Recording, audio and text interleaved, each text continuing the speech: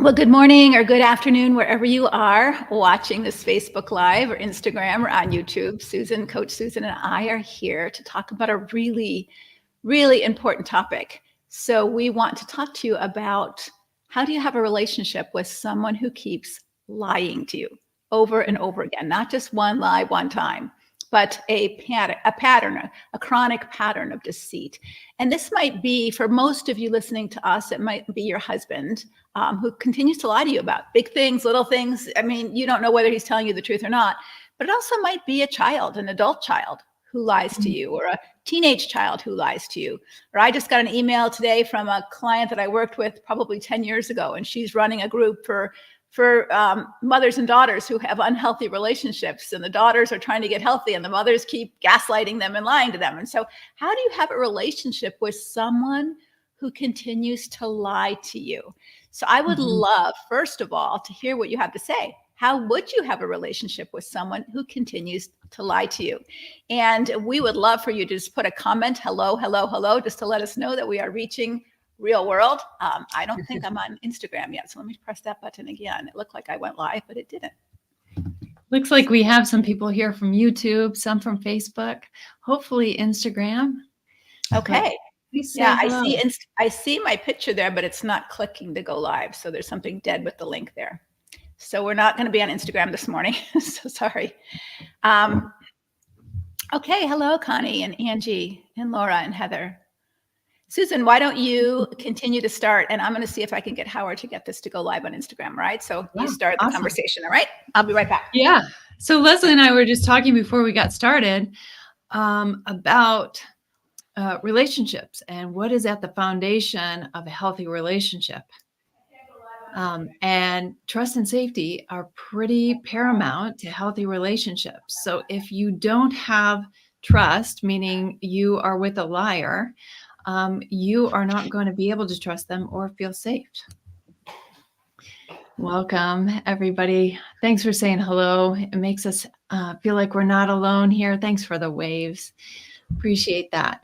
So with trust and safety at the basis of a healthy relationship, then what kind of relationship could you have with a liar? What might that look like? Is anybody experiencing that?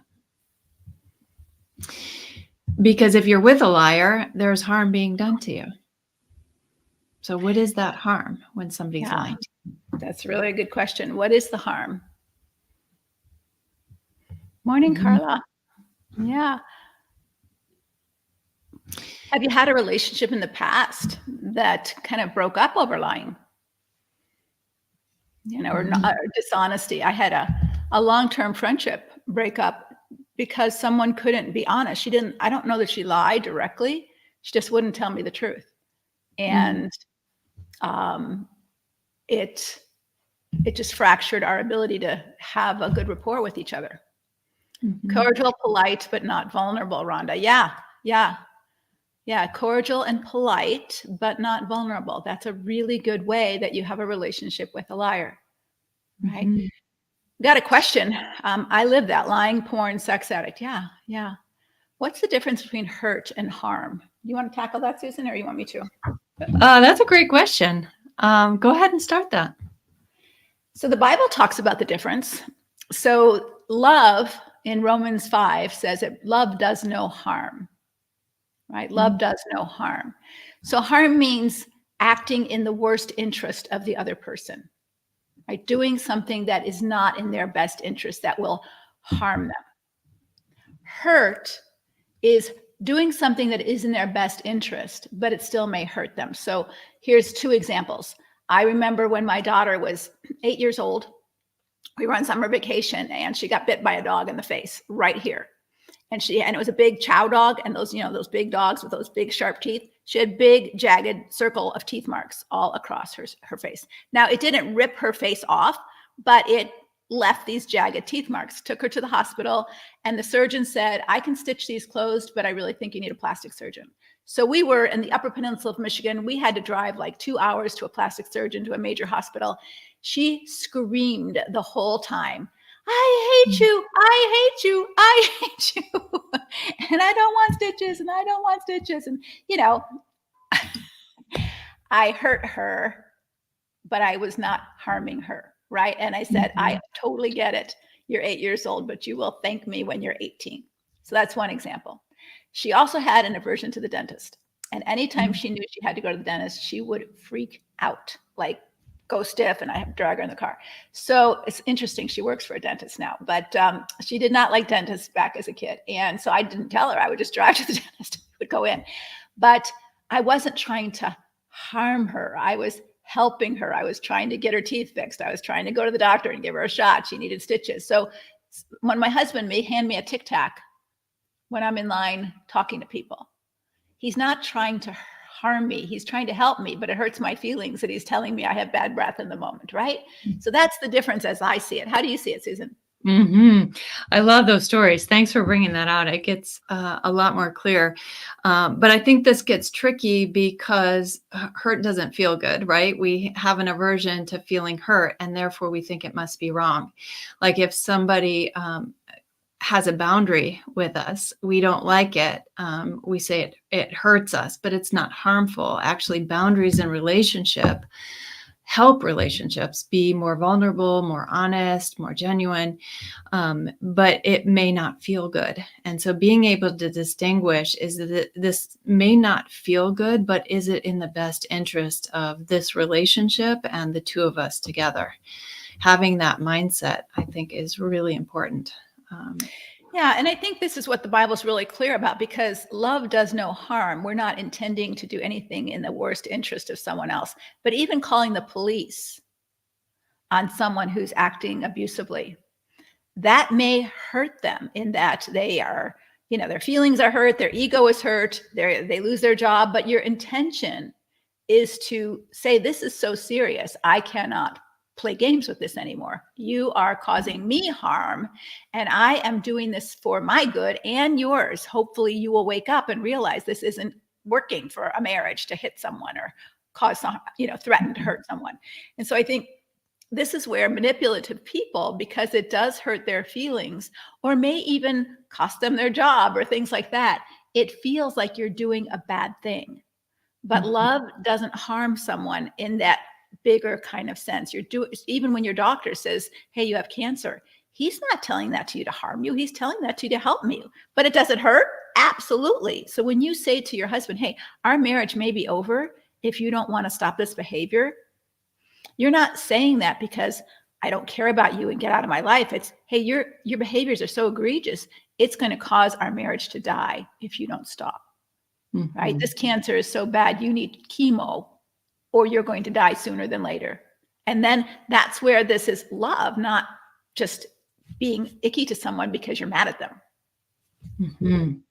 Yeah, and I think we need the Holy Spirit sometimes to help us discern the difference between those things, especially if you're in a relationship with a destructive person, because they're going to use that against you, and they're going to be telling you you're harming them. Right? You're causing me harm by leaving me. You're causing our kids harm by doing.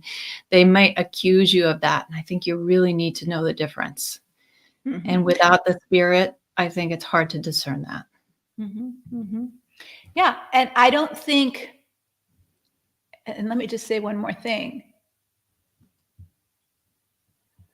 Sometimes it may cause them harm because they don't learn from their mistakes. So because I think this is where we take responsibility for someone else instead of being responsible to love and be honest with them. We take responsibility for their well-being. So if you have a boundary, like, hey, I can't live like this. I won't live with you unless you get help, right? I won't live with you until you get help and show me that you're different, or whatever it is, porn addiction. And they go off and harm themselves by more acting out, by doing something illegal, by even doing suicide, right? We may feel that was our fault because they acted out, because we said no, because we had a boundary. It's our fault that they did that. And this is really important, ladies, as you think through this, that you're not responsible for his choices, even if someone does us harm, and our desire to retaliate is our stuff to work through. He didn't make us have those feelings. We have those feelings. So I think it's really important that we not be over responsible for someone else's decisions when we have to steward ourselves. We have to steward our safety. We have to steward our money or whatever, even like, I'm going to give just a real example that many of you might be facing. Let's say that you have money saved and you don't have a whole lot of money saved, but you have enough money saved for retirement. And your kids come and say, hey, Mom, I need to borrow this amount of money because I want to buy a home and I can't get a loan, or I want to, go to college and I need this money. And you don't have unlimited resources to be generous with all that. And they'll say, well, it's your fault now I can't buy a house. It's your fault now that I can't go to college because you won't give me that money. And this gets really dicey because are you causing them harm? Do they have no other options but you? Mm-hmm. They want you to think that, right? And this is where our ministry here is not just about dealing with destructive relationships and making that crystal clear, but helping you get healthy enough to see what's going on. What is the difference here? Who's responsible for what? Mm-hmm. Yeah, I think that's going to be really important for the women here, being responsible for what, when we're talking about harm and hurt. Oh, Leslie just disappeared on us. Hopefully she'll be back. But please keep engaging with me on this topic. I think I lost my place in what we were talking about. I wanted to bring in a scripture from Proverbs 26:9. A lying tongue hates its victims, and a flattering mouth works ruins. So I think in this verse, we're talking about the harmfulness of lying. And some destructive people might even say that their lying is to protect you. So they may use their lying to say, I didn't want to hurt you, but instead of hurt, they are causing harm. So some immature people aren't able to tolerate your hurt, and so they try to protect you. So they're not able to tolerate feelings in you because they're not able to tolerate their own feelings.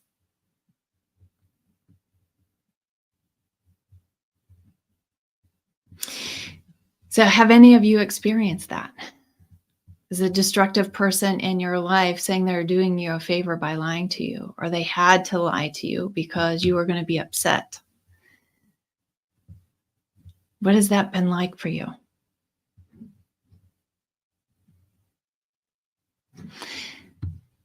Thanks, Kristen. You're free from a marriage that's full of lies, gaslighting, and anger. I'm glad you're still here in this community supporting everyone. Yeah, you get blamed for his actions, right? You get blamed for him saying he's lying.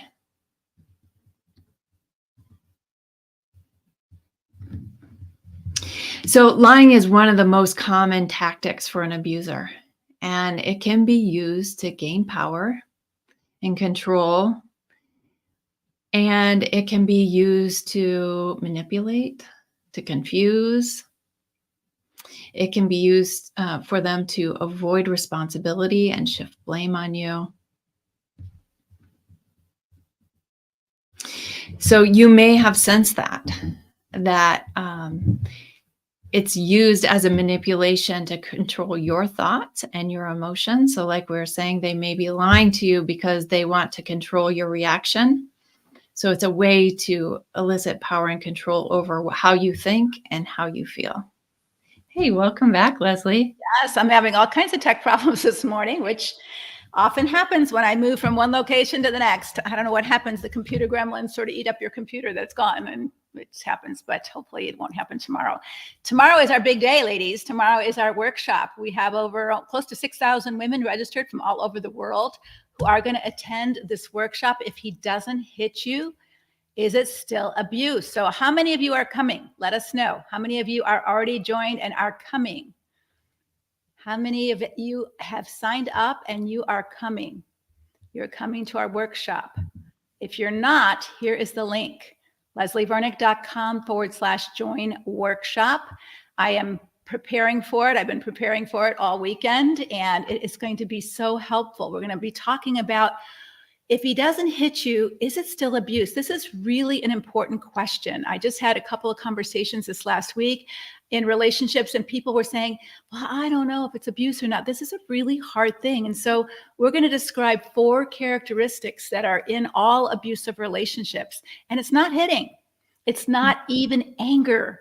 So it's really important that you come, and if you have any suspicion at all, or maybe you know someone who might, they're in a terrible marriage and they're saying it's not abusive, it's not abusive, you might want to share this link with them and say, hey, you might want to watch this just to see. And what you're going to also learn is that there are 4, probably more, beliefs that you believe as a Christian woman that you might have to re-examine if you're going to get healthy. It's sort of like living with a manipulator and assuming it's your fault, living with a liar and assuming it's your problem because they can't tell you the truth. How many liars have told you, well, you'll just react or you'll just be negative all the time, and that's why I don't tell you. And so now it's my fault that you lie, right? And so there's some beliefs that we have that keep us stuck in destructive, unhealthy relationships. And the topic that we're having today, can you have a relationship with a liar? You most certainly can, but it will not be a healthy relationship.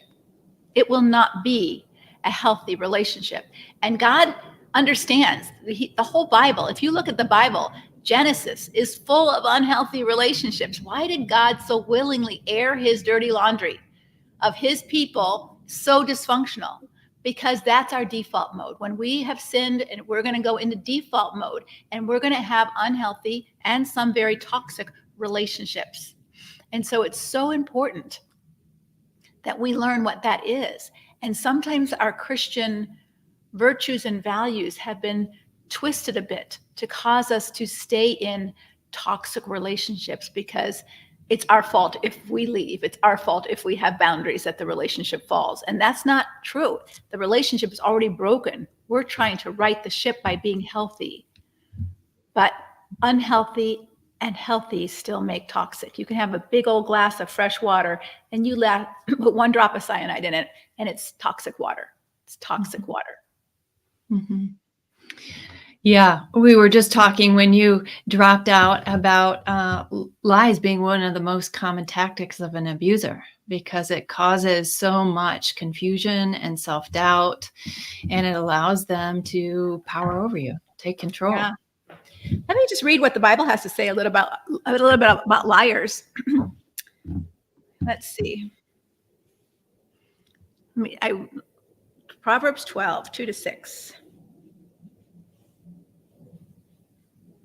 The words of the wicked lie in wait for blood, but the mouth of the righteous delivers them. The Bible talks a lot. I don't have my regular Bible here, so this doesn't have the translation that I like. But let me just give you the verses. Psalm 12, 2-6. That's why it's not. I'm looking at Proverbs. That's why it's not sounding anything like it's supposed to sound. This doesn't sound right. Yeah. Oh, ladies, What version are you looking for? I might have it here. I have the NIV, but that's packed in my suitcase. So right now I'm looking at the ESV. Here we go. Everyone utters lies to his neighbor. With flattering lips and a double heart, they speak. All right. They lie. God hates lying. Let me read this. Psalm 19.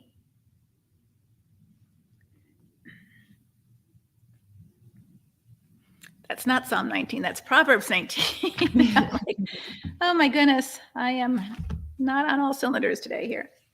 Proverbs 19. A false witness will not go unpunished, and he who breathes out lies will not escape. And I think one of the best verses, I love this, is in Ephesians, in Proverbs 6.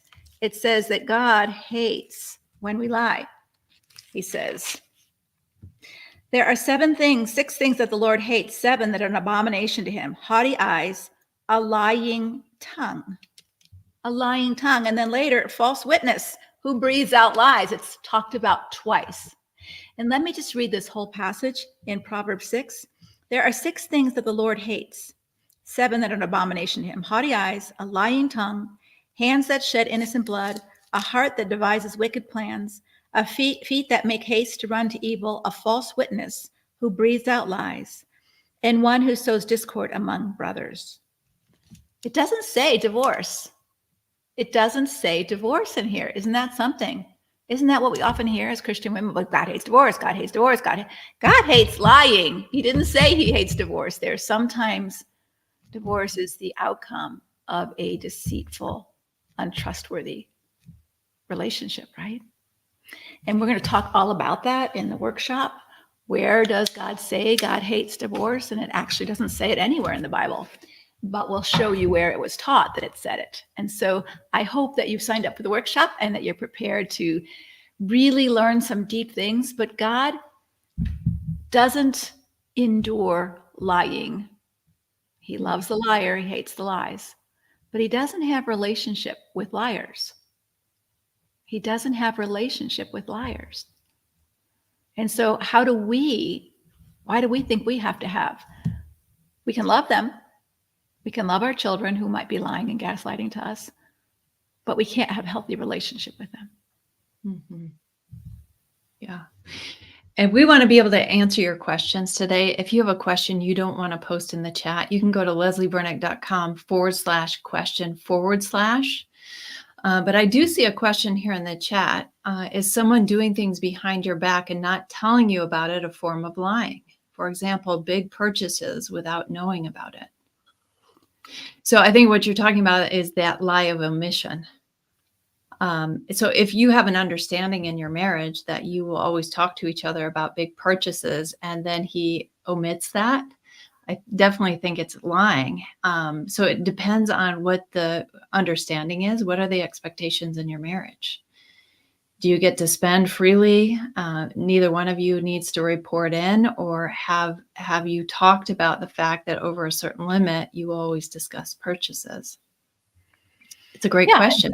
Right. It is a great question. If you have, unlimited, nobody has unlimited money, but if you have no worries about money and he spends $1,000 on, toy and you spend $1,000 at the spa, is that okay? And you don't have to talk about that.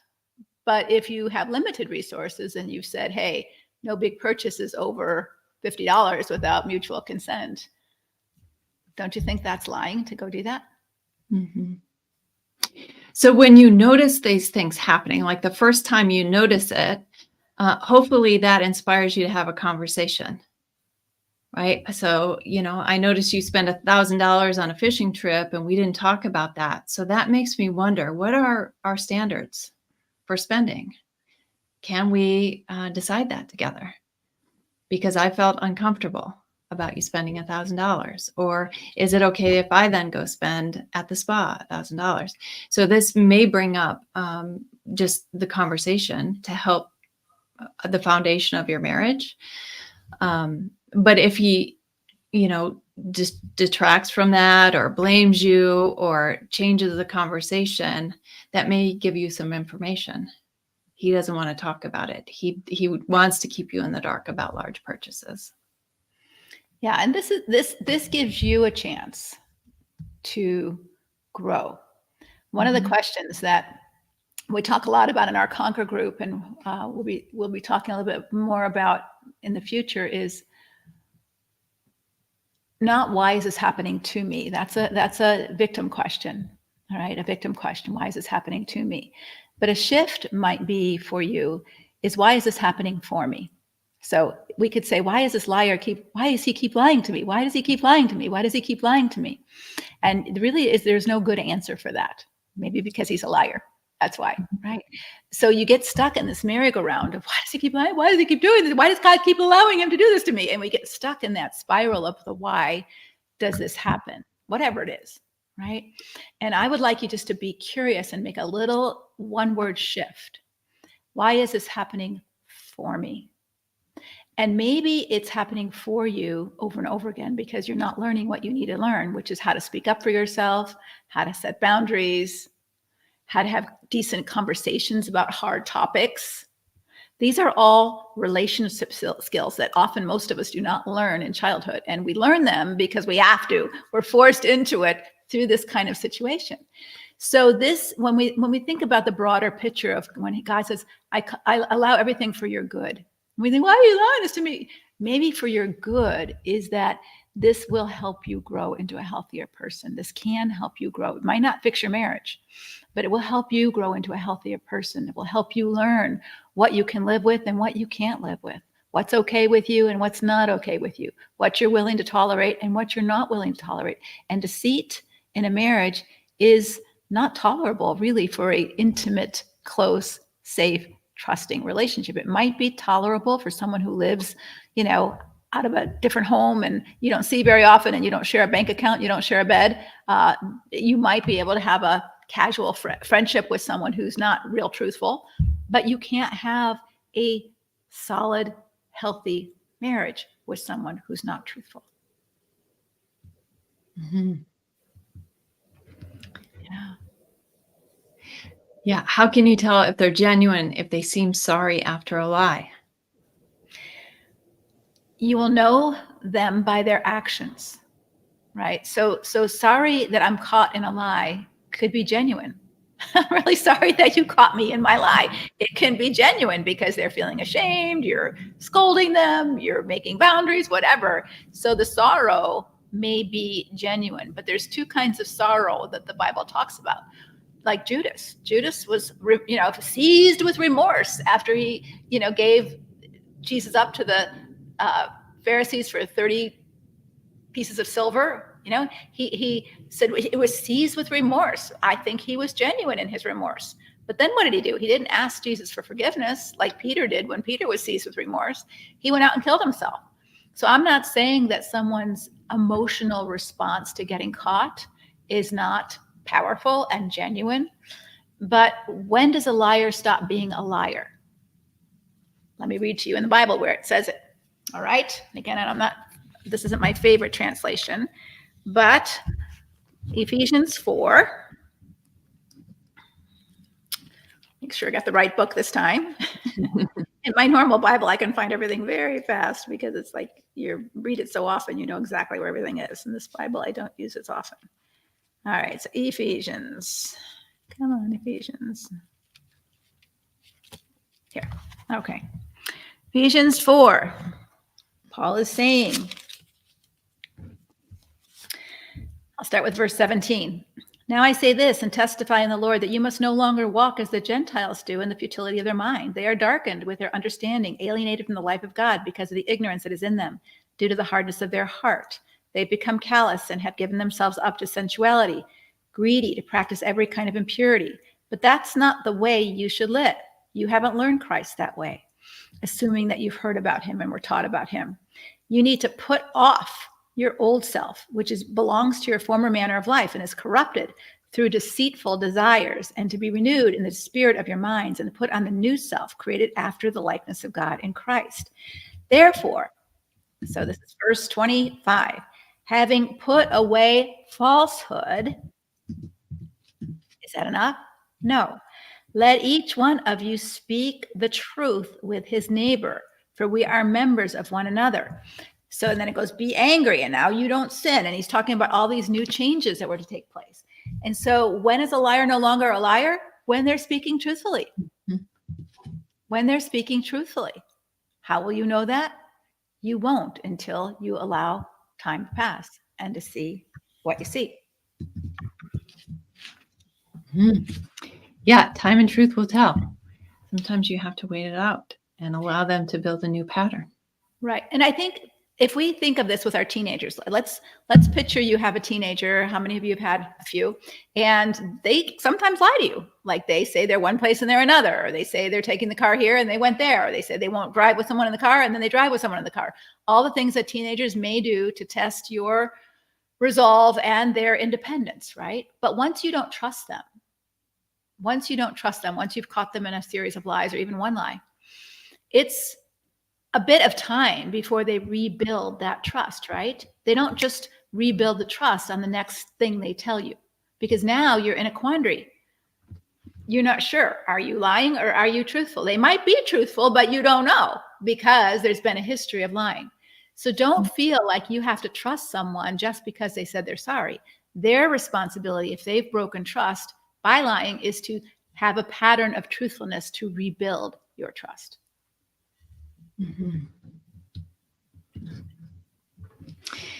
Yeah, so I see a question here. How do I know if it's subconscious dishonesty versus an outright lie? I'm not sure what you mean by subconscious dishonesty. I'd be really Right. curious. I was wondering that too. And, I started thinking about all the different types of lies. Does it matter? Is one only harmful and others are not harmful? I've never heard a subconscious dishonesty.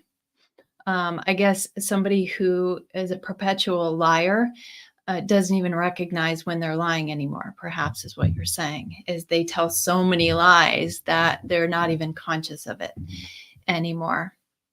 But there are some different types of lies, and I think they all bring harm. So something called a black lie is that direct and bold-faced lie that somebody consciously knows that they're doing when there's some gain for them, but cost to the one that they're lying to. So it might be that your ex says, "Oh, I deposited the check into your account," when he knows that he actually didn't, but he just wants to get you off his back. And there's the white lies that people tell because they don't want to hurt your feelings. I see Leslie's coming back. And there's the half truths, right? So there's a part of a truth in that. We're just talking about the different kinds of lies, Leslie, and the fact that all kinds of lies are harmful, no matter if it's a white lie, a bold-faced lie, if it's a broken promise, it's I forgot kind of lie, if it's just a complete denial, that gaslighting sort of lie, they're all harmful. So I'm not sure about the subconscious beyond maybe this person is a perpetual liar and they've lost count of their lies and they just kind of constantly are lying, and they no longer recognize their own lies. Yeah, I don't think, so if someone is subconsciously lying, which I'm not sure what that means, but if you could define it in the chat, that would be great. But if someone is subconsciously lying and you bring it to their attention, like if someone's sleepwalking, let's put it, if someone's sleepwalking and they don't know they're sleepwalking and you see them sleepwalking and you wake them up and you say, "Hey, you were sleepwalking." Most people don't say, "Oh," and then just keep sleepwalking. They say, "I have a problem. I better get help so I don't keep sleepwalking because I could walk into traffic or I could, get lost or drive a car and sleepwalk." There's someone who, if they trust, saying, "Hey, you've been sleepwalking," they're going to take some action on getting help for that problem. So if you're saying to your spouse, "Hey, you're lying to me all the time," and he's saying, "I don't know what you're talking about," to me, that's more gaslighting than unconscious, right? Because even when you're unconscious of something, like if I don't know that I have bad breath and my husband hands me a Tic Tac, I don't say, "What are you talking about?" I know exactly what he's talking about. I didn't notice it, but he noticed it, right? And so I think those are deflection techniques, which we'll be talking about in the webinar tomorrow. It seems like they're deflection techniques to get the attention off of him and onto you. Mm-hmm. Yeah, and sometimes a self-protective measure is they can't tolerate their own behavior, and so they just lie about it. I've seen that happen. Somebody drops food on the floor and they kick it underneath the counter, right? And you've seen it happen, but they just like, "I didn't do that. That wasn't me." I didn't do that. So it's like, could be a self-protective, like I can't tolerate the fact that I made a mistake, but still I think there's an awareness there, but they may do it so often they don't recognize it anymore. But I think the real issue is they don't want to recognize it. Right? So it's not, so there may be things that we don't recognize in ourselves, like even good things.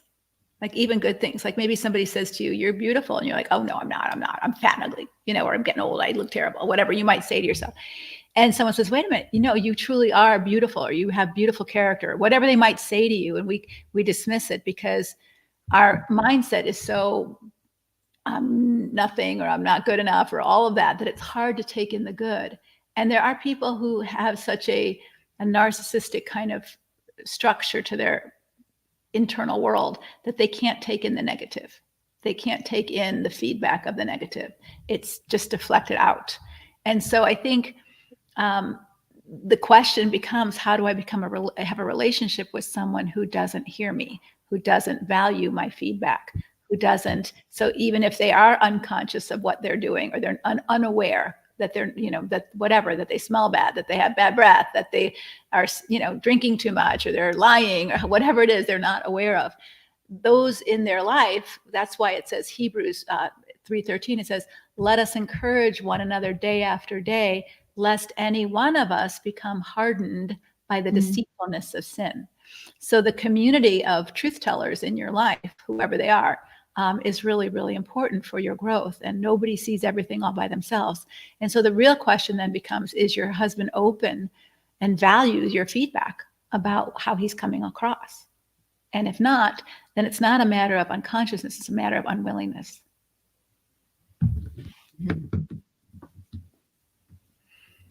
Yeah, you want to take some more questions? Sure. Let's see.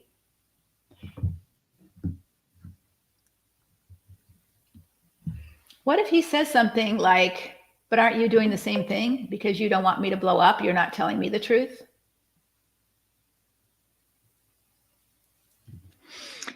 Oh, yeah, is that true? So there's a difference between not being vulnerable, choosing not to be vulnerable, and telling a lie.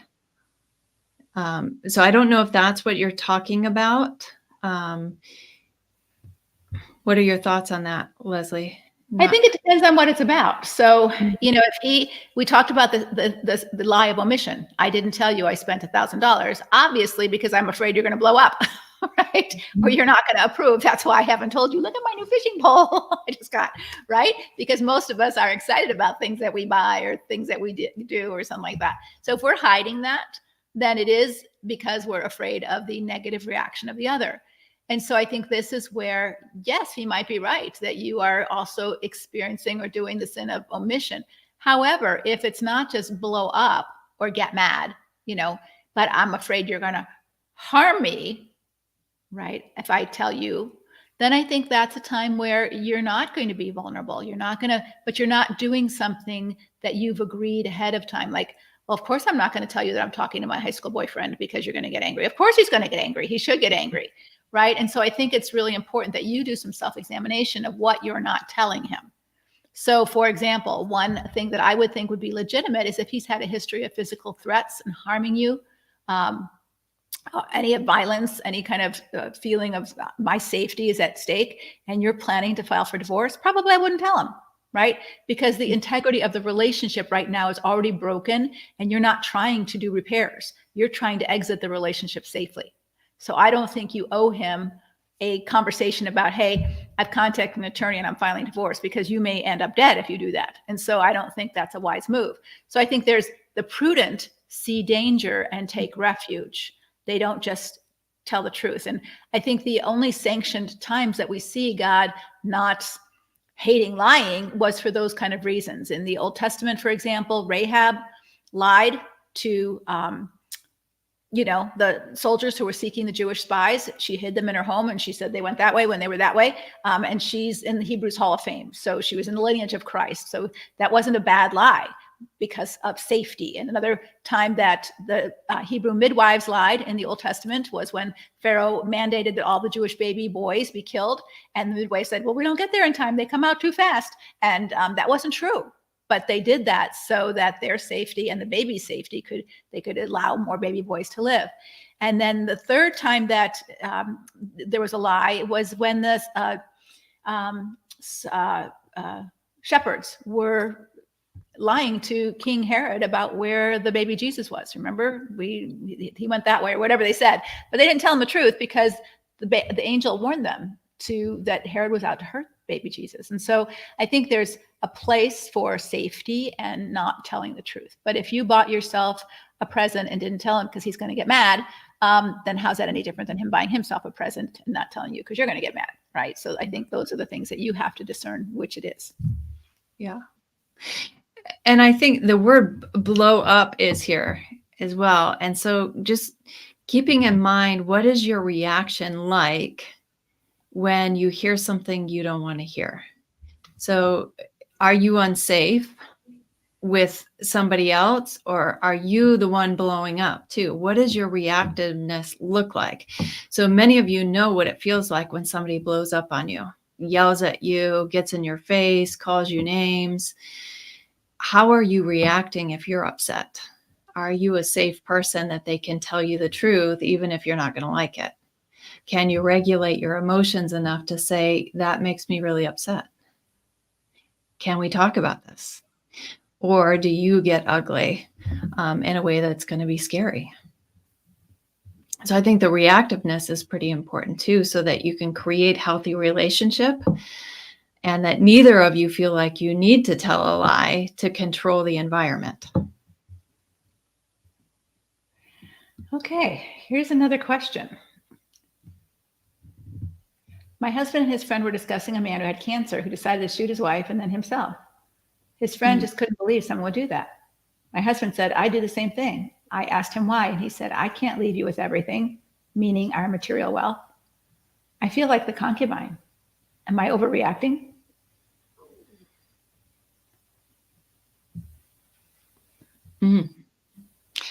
I might have some big emotions to that as well.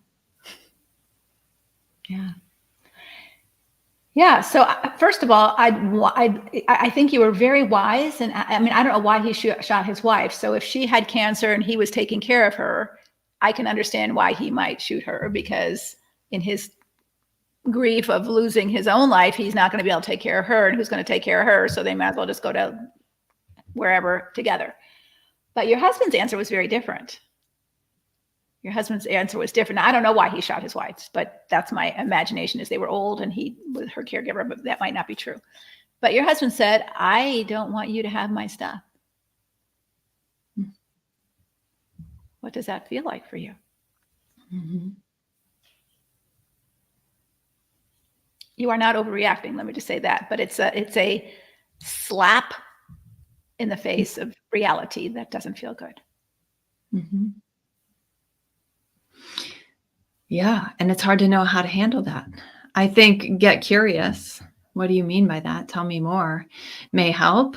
But I understand why you're having a reaction. Mm-hmm. Sounds scary. Mm-hmm. Yep. Yep. So I don't know that we have an answer for you, but I would definitely steward your safety and maybe ask some other questions, because if he's going to get sick, or he's going to, feel vulnerable, and he doesn't want you to have his stuff, and he's thinking it's okay to kill you, if he's going to, this is the, when we think about women who are killed by their husbands, this is the thinking. Well, if I'm going to die, you don't deserve to live either. Right. So if I'm going to kill myself, I'm going to take you out too. Mm-hmm. Right.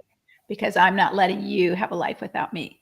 And it's in a very sick mindset that thinks that way. But now you know. So now what are your next right steps? And I would highly encourage you to attend the workshop tomorrow and join our Conquer membership to get some help on a safety plan. Absolutely. Yeah. Yeah. All right. You want to read the next one? I separated from my husband 5 months ago because of emotional abuse, gaslighting, etc. Since I left, he has consistently professed his love for me, but behind my back tells others that I am an angry, bitter woman who needs to get saved. Is this lying? Is this proof of his heart to me hasn't changed? To me, it does sound like still there's some power and control. He's trying to create a narrative about you that isn't true. Unless you're telling me you are a bitter, angry woman. It sounds like he's trying to skew how people are thinking about this. And it's easy for him to profess his love to you to try to win you back. and also to make it look like this is your fault. So that would tell me there's still something going on there. This still sounds like abuse. I think one way that you could test this is to say, I'm hearing from our friends that you're telling them that I'm an angry, bitter woman who isn't saved. Is that true? Right? And if he says, I don't know what you're talking about, well, now you know, right? Now you know. And if he says, yeah, it's true, I have been saying that because I think you are, or because I've been angry and saying stupid things, I shouldn't have said them, I'll go apologize. So I think you need to take a brave next step, if it's safe enough for you to do that, and just confront him. And then maybe that will tell you what you need to know. Mm-hmm. Yeah, good advice. All right, we answered the question, how can you tell they're genuine if they see it? So how do you handle it when your husband, who has lied about many things in the past, says he doesn't lie anymore? He says he knows it will take time for me to trust him again, but I don't know where to go with that. The only way I knew he was not telling the truth was by figuring things out. It's a hard place to be when you feel like you have to be the detective and search and hunt things down. And it does take a long time to repair that. And again, we've kind of talked about how time and truth will tell, right? He's formulating a new pattern. I think there needs to be openness in the relationship so that if you need to check things out or ask questions, that you have the freedom to do that without him criticizing you or blaming you for being untrusting or unforgiving. But then also, you trying to manage your own anxiety about what is he not telling me? There's a balance there. You doing your work to regulate and manage your anxiety, and him doing the work of being honest and open with what's happening. And as you both do your work, hopefully trust becomes rebuilt. Yeah, and I don't have anything much to add other than sometimes you didn't mention what it was that he lied about. So you said lied about many things, and he doesn't lie anymore. So it might be worth having a conversation with him about, what changed? Why is it that you're not lying anymore? And how will I know that's true? Would be interesting to see if he could show you what he thinks would help you to trust him again. But by the way you wrote it, and it might be just the way you wrote it, it sounds like matter of fact. So now you have to just believe me because I told you. Well, why would you believe him? Because he told you, lots of things that weren't true. So I don't know that I'm sensing any empathy for the battle you have to trust him again. And if you don't sense any care for the impact his lying has caused the relationship and caused you, I'd probably say he's still not healthy in any way. I wouldn't believe him as far as he's changing, because I think when you've really become aware of how your sin has hurt people, like remember Zacchaeus, when he stole money from people, he raised their taxes too high and he got the extra money that he didn't have to pay the government, and nobody liked him. That's why he had to climb the tree to see Jesus. He was the chief tax collector. And when Zacchaeus repented, he took ownership for the harm he caused other people. He said, Lord, I will take half my money and give it to the poor, and I will repay those I've swindled, not double, but I think 4 times what I took. So he had clear awareness of how his sin impacted his people. And he was willing to make restitution for that. So like Susan, I would think that a man who said, wow, I've had a history of lying to my wife. What can I do to rebuild her trust? Not just, I'm not lying anymore, so you got to take it or leave it. But what can I do to rebuild her trust? Hey, honey, if you want to check my phone anytime, here's my password. Feel free to look in my, accounts. Here's my password to the bank account. Here's my whatever he lied about. Feel free to check on me to verify that I'm telling you the truth. If there's none of that, if it's just you have to take his word for it, I'd probably say I wouldn't trust that, and I probably would say this isn't going to be a lasting change. But I also think that you need to understand that your trust is a fragile thing, and once it's broken, it is really hard to rebuild. And I think it's not on you to rebuild that. It's on him. So if you don't feel that you can or even want to, I think that's okay. I think sometimes the consequences of sin are permanent and trust might be permanently broken. And that means the marriage can't continue to function that way. Mm-hmm. Yeah, it is very fragile, right? We talked about that in the beginning. For safety and security in the relationship, and be honest with yourself if you think that can't be repaired. Mm-hmm. Mm-hmm. All right. How do you handle a lying co-parent? Let me just look at the time. My friend's co-parent says he is in agreement with bedtimes, discipline, and conversations, but there's no follow-through. Bedtime is super late. The technology use is not restricted. Child is acting out at school with the parent that has consistent routine, and with the parent that has a consistent routine. Well, first of all, it's very hard to deal with this. But what power do you have to change a lying parent? What can you do? So how do you handle that is what you're asking, but what are your options in terms of that? You can ask a question, you can get curious, you can try to get to a place of truth, but if they're not willing, it's not going to work. Right? And so making your home a place that's consistent is kind of where you can focus your energy. Right. And, you know, sometimes children have to grow up living in two separate, I'll call them kingdoms. And one is a healthy kingdom and one is an unhealthy kingdom. And the unhealthy kingdom where they can eat sugar whenever they want, they can go to bed whenever they want, they can do whatever they want, feels much better to a kid than living in the kingdom where there's rules and structure and they got to go to bed, and they have to turn off their devices and they got to go to school. You know, they have to eat their vegetables, all those kind of things. But kids intuitively know which kingdom is safer and better. I think they do. And even though they find it more fun maybe to live at this kingdom or to be at this kingdom, I think you're showing them a model of what healthy looks like. You're giving them a sample of structure and accountability and honesty and healthiness, and then they get a taste of the other side. And it may be that they're going to have that huge contrast, and for you to continue to say, hey, this is how we live on this kingdom. This is what we do things on this kingdom. This is how we function in this kingdom. That's a different kingdom. And Jesus gives us that same thing. He says, there's two kingdoms here. There's a kingdom of the world and there's a kingdom of, you know, God. And they have very different operating systems. One's the love of power and the other's the power of love. It's completely different. We are in two different places. And depending on where in the kingdom of power is, a lot of Christians fall into that. They love that kingdom of power, kingdom of money. And Jesus says our kingdom is very different. And so I think you have this chance, instead of spending your energy trying to get him to be the kind of kingdom you want him to be. Obviously you're divorced because he didn't want to do that. Right? He gets the right to parent how he wants to parent, even if it's very dysfunctional. And you get the opportunity to show your kids a different way. And so I would really focus, as Susan said, on that power versus trying to change him and feel constantly frustrated. Mm-hmm. Yeah. It's hard to detach and let that go.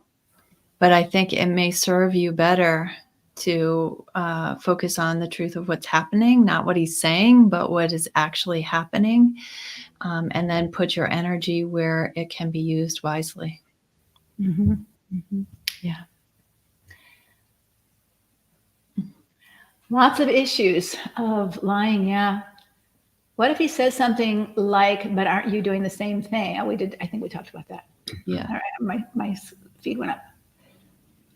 All right. Is recording our conversations a form of lying? I didn't know he was recording our conversations. He said he wanted our pastor to hear what I was saying to him and how I was treating him. Looking back, I wonder if he baited me into certain topics. Is this abuse? Is this lying? It sounds like betrayal to me. Somebody doing something behind your back with wrong motives. So I would be cautious, but I think asking some more questions about this and then letting him know this is not okay with you. Going forward, I don't want to be recorded without knowing about it. Can we agree to that? Mm-hmm. I'm going to play the devil's advocate here for a minute. And I don't know if your husband has shared with you, honestly, the way you talk to him feels offensive or abusive to him. If he has, then maybe his attempts to record that is to get some help and validation for the marriage. And we have in our organization where we work with abused women, we've said sometimes, hey, if he's not hearing you, turn on your phone and let your pastor hear how he curses at you and how he drives and it's crazy like that.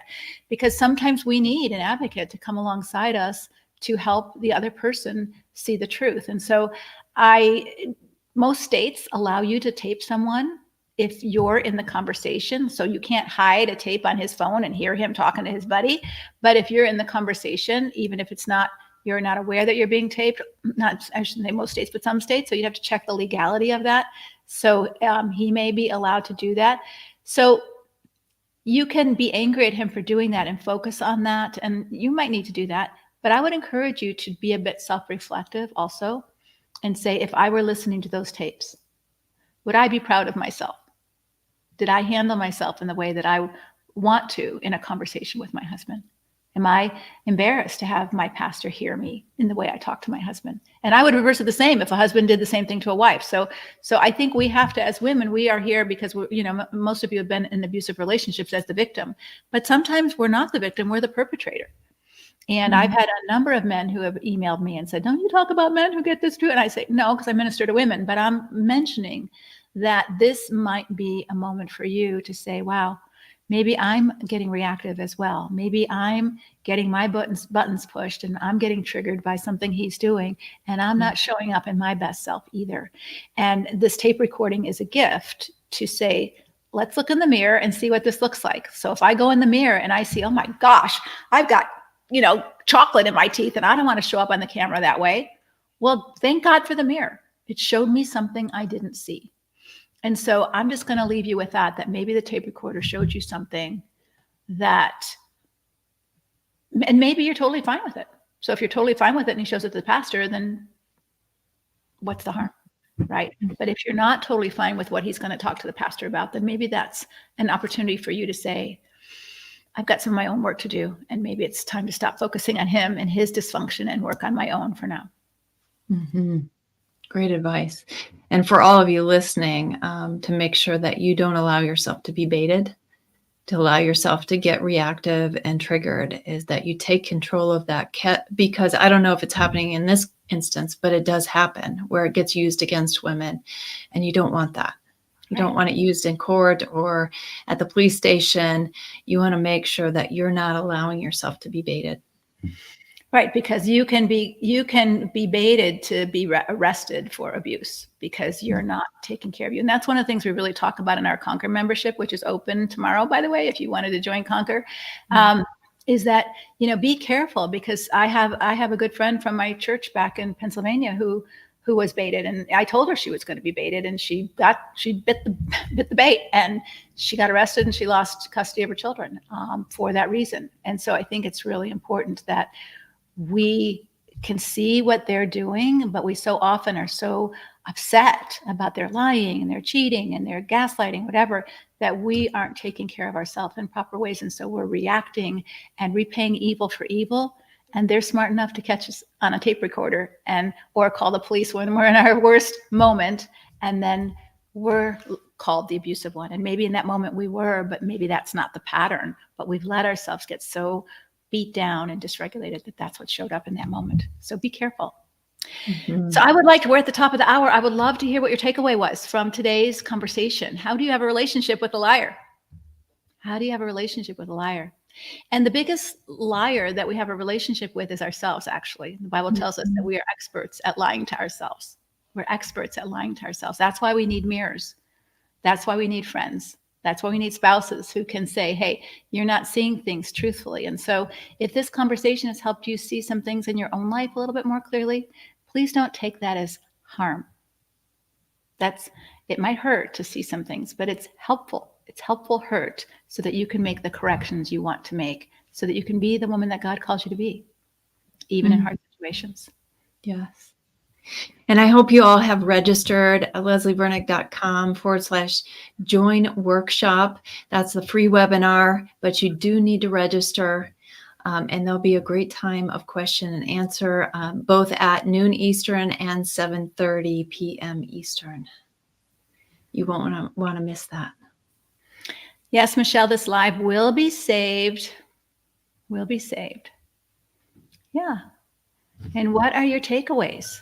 It's okay to step back and heal. And sometimes you do. You need to step back from trying to fix the marriage, trying to get him to get it, and work on you. Yeah. It's not up to him to validate truth. Yeah, so often we want them to agree. We want them to agree so that we feel better, and they don't. And even the Pharisees didn't agree with Jesus, and he didn't allow that to derail him. Mm-hmm. Okay, good. Good. Well, I am going to be back on this afternoon or actually this afternoon for me, since I'm in Pacific time, but I'm going to be back on this afternoon, and I'm going to be talking about, what am I talking about? I just closed it out. Sorry. How do I live with someone who's indifferent to my feelings? How do I live with someone who's indifferent? So you might be living with the couch potato. You might be living with someone who's just living his own life, and you're providing the perks of, maid, housewife, sex, partner, financial contributor, but there's no relationship. So how do I live with someone who's indifferent? So today we talked about how to live with someone who's a liar. How do we live with someone who's just checked out? They're not really participating in the marriage. They might be participating a little bit in household duties, maybe not. A little bit in financial responsibilities, maybe not. But how do I live with someone who's completely indifferent to me, to my feelings, to my needs, my perspective? So come on back tonight at 7:30, and hopefully I will get my Instagram to work, and we will be on all channels, and we'll talk about that then. All right? Susan, anything else you want to say? No, thanks for being here, ladies. It was good to see you. I hope to see you at the workshop tomorrow. You won't want to miss it. So the workshop tomorrow is the same times as these. So this was at noon, and tonight will be at 7:30 Eastern time. And tomorrow's workshop is at noon and 7:30 Eastern, but you have to sign up. So you just can't show up on Facebook. We've taken the webinar or the workshop off of social media. It's in a private webinar space so that you are a little freer to ask the full questions that you want. And the chat is a little freer because it's not publicized on anybody's Facebook page, okay? So we want you to sign up for the workshop tomorrow. Our doors to Conquer will open tomorrow. If you've been interested in joining Conquer, we'll talk a little bit about that. And tonight's topic is really a very important topic because at our conference, our Conquer conference that we're going to be having in October, we've invited Chris Moles, who's a pastor, and he's going to be talking about what does abandonment mean in the Bible, and how do we look at that biblically? Because oftentimes he's in the home, but he hasn't left. He hasn't left, but he's abandoned you. He's still living there, but he's not caring for you. He's totally indifferent. And so is that biblical abandonment? How do we know that? And so he's going to be talking about that to those people who are in our Conquer conference. So anyway, we'll be talking a little bit about that tonight. We're going to touch base on that topic biblically. And how do you live with someone who doesn't care about you? How do you live with someone who doesn't care about you, who promised to care about you, but just doesn't? So we'll see you tonight. Thanks so much for being with us. Good takeaways. Thank you so much. So much. I'm glad you're here. I hope to see you tomorrow also, as well as tonight. All right. Thank you. All right. Bye, everybody. Bye-bye.